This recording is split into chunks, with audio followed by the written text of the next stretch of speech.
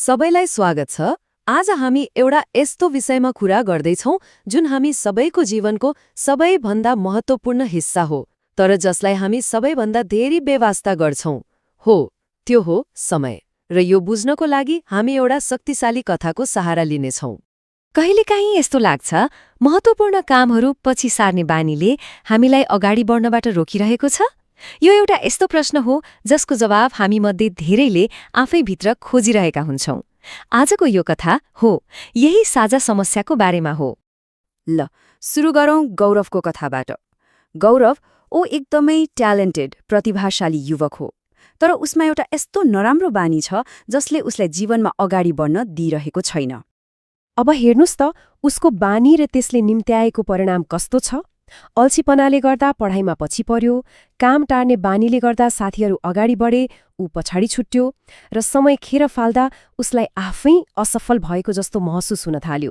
यो त एउटा कहिल्यै नटुङ्गिने चक्र जस्तै भयो, होइन त? तर एक दिन उसलाई महसुस भयो, अब अति भयो। उसले यो चक्र तोड्ने निर्णय गर्यो अनि समाधानको खोजीमा ऊ आफ्नो शहरका एकजना निकै बुद्धिमान मानिस कहाँ मद्दत माग्न पुग्यो। ती बुद्धिमान व्यक्तिले गौरवको कुरा सुनेपछि समस्याको जड तुरन्तै समाते। उनले भने, हेर बाबु, तिमी सङ्घर्ष गरिरहेका छौ किनभने तिमीले समयको महत्त्व बुझेका छैनौ। ल, म तिमीलाई एउटा कथा सुनाउँछु। यहाँबाट सुरु हुन्छ त्यो खास कथा। एक समयको कुरा हो, एउटा राज्यमा निकै दयालु राजा थिए। उनले एक गरिब र अलि अल्छी स्वभावको मानिसलाई उसको जीवन सधैँका लागि बदल्ने एउटा सुनौलो मौका दिए। राजाको प्रस्ताव एकदमै सरल थियो, तर त्यसमा एउटा शर्त थियो, समयको। उनले भने, सूर्यास्त हुनु अघि मेरो दरबारमा आऊ र तिमीले जति सुन चाँदी बोक्न सक्छौ सबै लिएर जाऊ। सोच्नुस् त, कस्तो गजबको मौका। तर यहाँ कथाले एउटा रोचक मोड लिन्छ। पछि गरौँला भन्ने हाम्रो बानीको मूल्य कति महँगो हुन सक्छ त्यो अब देखिन्छ। कसरी साना साना ढिलाइले एउटा ठूलो अवसरलाई खरानी बनाइदिन्छ, आउनुहोस् हेरौं। त्यो मानिसको दिन कसरी बित्यो हेरौं है त। बिहान उसले राजाको त्यो अद्भुत प्रस्ताव पायो। दिउँसोतिर उसले आरामले खाना खायो अनि 2 घण्टा मस्त निदायो। त्यसपछि उठेर बाहिर निस्कदा गर्मी लाग्यो भनेर रुखमुनि बस्यो अनि फेरि 4 घण्टा सुत्यो। हरेक पटक आँखा झिमिक्क गर्दा उसको हातबाट त्यो सुनौलो मौका फुत्किँदै थियो। उसको दिमागमा कस्ता कस्ता बहाना आए त्यो पनि सुनौ। अहिले त भोक लाग्यो, पहिला खानुपर्छ। त्यसपछि अझै कति समय बाँकी छ, एकछिन सुत्छु। अनि फेरि बाहिर कस्तो गर्मी, यो रुखमुनि एकछिन शीतलमा बसौ। हेर्दा सामान्य लाग्ने यी बहानाहरू नै उसको सबैभन्दा ठूलो असफलताको कारण बने।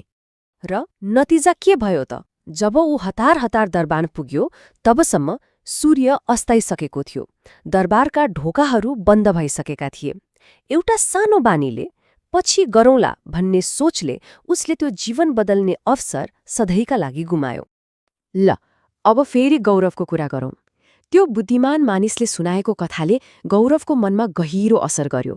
उसले पहिलो पटक समयको वास्तविक मूल्य के हो भनेर बुझ्न थाल्यो। त्यो कथा सुनेपछि गौरवको दिमागमा बत्ती बल्यो। उसको जीवनको टर्निङ पोइन्ट नै त्यही थियो जब उसले मनैदेखि महसुस गर्यो, समय त साँच्चै बहुमूल्य रहेछ, यसलाई यसरी खेर फाल्नु हुँदैन। र त्यसपछि उसको जीवन साँच्चै बदलियो। उसले तुरुन्तै आफ्नो लक्ष्यमा काम गर्न थाल्यो। त्यो काम टार्ने बानीलाई सधैँका लागि बिदा दियो र ऊ एकदमै प्रोडक्टिभ बन्यो। नतिजा, केही समयमै ऊ आफ्ना सबै साथीहरूभन्दा अगाडि बढ्यो र आफ्नो कलेजको सबैभन्दा अब्बल विद्यार्थीमध्ये एक बन्यो। हेर्नुस्, गौरवको कथा त एउटा उदाहरण मात्र हो, तर यसमा लुकेको पाठ त्यो हामी सबैका लागि हो। आखिर समय भनेको के हो त? सोच्नु भएको छ कहिले? यो संसारको एकमात्र यस्तो स्रोत हो जुन एक पटक गयो भने कहिल्यै पनि फिर्ता आउँदैन, र यही कुराले नै यसलाई अमूल्य बनाउँछ। त्यसैले यो कुरालाई राम्रोसँग मनमा राखौं। हामीसँग जे जति सम्पत्ति छ ती सबैमध्ये सबैभन्दा मूल्यवान नम्बर 1 सम्पत्ति भनेकै समय हो। र अन्त्यमा यो कथाले हामी सबैको अगाडि एउटा महत्त्वपूर्ण प्रश्न खडा गर्छ। आज हामी आफ्नो समयलाई कसरी प्रयोग गर्दैछौं?